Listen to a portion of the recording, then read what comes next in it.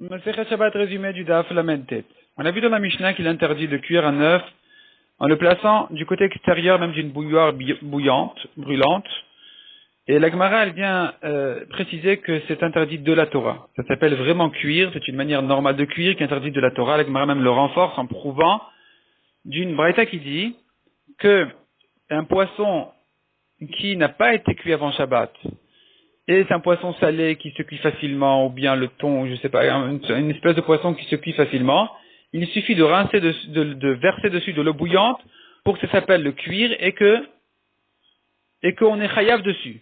Donc on voit que de n'importe quelle manière que la cuisson est terminée, on est chayav dessus, de même pour l'œuf qui a été mis du côté extérieur de la bouilloire, ça s'appelle cuire de la Torah. La Gemara ramène ensuite la discussion de Rabbi Yossi et Chachamim à propos de celui qui casse un œuf sur un foulard pour le cuire de cette manière-là. Le foulard est échauffé au soleil. Selon Chachamim, c'est interdit. Selon Rabbi Yossi, c'est permis.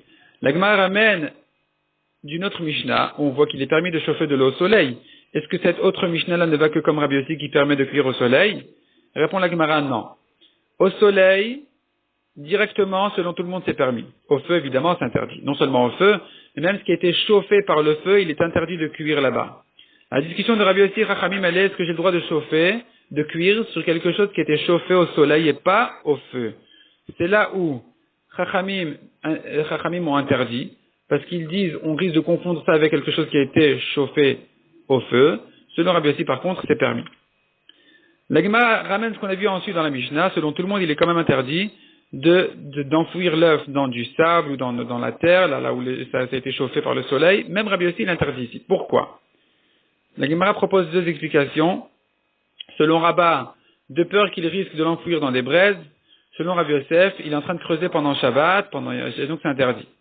La différence sera d'enfouir l'œuf dans du sable qui a déjà été détaché de la terre. On n'a pas de problème ici de creuser, on a cependant le problème ici que ça semble à l'enfouir dans des braises. Selon Rabba, ça sera interdit, selon Rabbi Yosef, ça sera permis. La Gemara ramène le cas de cuire sur un toit brûlant. Sur un toit brûlant, il est permis de cuire là-bas un œuf. Et donc, ici, Rabbi Yossi ne dira pas qu'on craint le problème. Ici, Rabbi Yossi sera d'accord de permettre. Pour quelle raison? La Gemara explique qu'ici, on n'a aucun problème. Ni le problème d'enfouir dans des braises parce que c'est pas enfoui, c'est complètement dévoilé. Ni le problème de creuser parce qu'il n'y a pas de terre, en général, sur les toits. La Gemara ramène encore l'histoire de la Mishnah, où les gens de Tveria avaient fait passer de l'eau froide dans un tuyau qui traversait les bains bouillants de Tveria, et les Chachamim leur ont interdit cette eau-là, en disant que ça s'appelle cuire pendant Shabbat. Donc ici, on comprend celui qui dit, qui risque d'enfouir dans les braises, mais on ne comprend pas celui qui dit qu'il creuse, parce qu'il n'y a rien à creuser dans l'eau. La Gemara répondant, ici c'est pas ça du tout la discussion.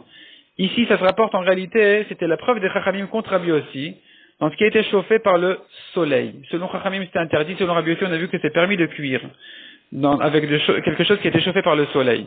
Or, les bains de Tveria, selon les Chachamim, ils étaient chauffés par le soleil de nature, pas par le feu. Et pourtant, on a vu que on leur avait interdit. Donc, c'est la preuve qu'il est interdit de cuire même avec quelque chose qui a été chauffé au soleil. Rabbi Yossi leur répond non. Le bain de Tveria traverse l'entrée du Gehinnom, c'est chauffé donc au feu. C'est pour ça que ça a été interdit. Sinon, ça aurait été permis. La Gemara apprend de cette histoire de Tveria, il est interdit d'envelopper, d'enfouir une marmite même avant Shabbat, dans quelque chose qui renforce sa chaleur pendant Shabbat. Même avant Shabbat, c'est interdit de l'enfouir. De même qu'ici, les Chachamim avaient interdit de faire passer cette eau-là, ce tuyau-là qui avait été rentré avant, qui avait été installé avant Shabbat, et malgré tout, on leur a interdit. Puisque ça ajoute de la chaleur, ça le réchauffe davantage pendant Shabbat. La Gemara ensuite ramène que les gens de Tveria ont changé d'avis, ont accepté l'interdiction des Chachamim et ont cassé leurs tuyaux. On a vu encore dans la Mishnah que l'eau qui a été chauffée dans ce tuyau-là, donc des gens de Tveria, si c'était chauffé pendant Shabbat, c'est comme de l'eau qui a été chauffée pendant Shabbat même. Donc si l'eau avait traversé le bain pendant Shabbat, c'est comme de l'eau qui a été chauffée pendant Shabbat qui est interdit d'en profiter ni pour se laver, ni pour la boire. Tandis que pendant Yom Tov, on a le droit de boire, mais pas de se laver avec. La Gemara ici fait toute une recherche à savoir de quelle manière se laver avec. De quoi on parle? Si c'est se laver son corps tout entier avec, alors même si ça avait été chauffé avant Shabbat, ça aurait été interdit. Se laver que son visage, ses mains et ses pieds, même si ça avait été chauffé Ici, on comprend pas parce que pendant Yom Tov, ça serait permis. C'est que Beth Shammai qui ne permettent pas de se laver le visage, les mains et les pieds avec de l'eau qui était chauffée pendant Yom Tov. Selon Beth Hillel, c'est permis. Donc notre Mishnah, de quoi elle parle? Explique la Gemara, elle parle d'un troisième cas de se rincer avec. Se rincer son corps tout entier, c'est là on a dit. Si ça a été chauffé pendant Shabbat, c'est interdit. Sous-entendu, avant Shabbat, si ça a été chauffé, alors on aura le droit de se rincer avec pendant Shabbat, comme Rabbi Shimon qui permet de se rincer à l'eau chaude pendant Shabbat du moment que c'était chauffé avant Shabbat. Et c'est là où la Gemara ramène la discussion, que Rabbi Meir interdit de se rincer aussi bien à l'eau chaude qu'à l'eau froide. Selon Rabbi Shimon, tout est permis. Selon Rabbi Yehuda, à l'eau chaude interdit, à l'eau froide permis. La Gemara précise que cette discussion n'est que dans un bain, mais dans un récipient, selon tout le monde, c'est interdit.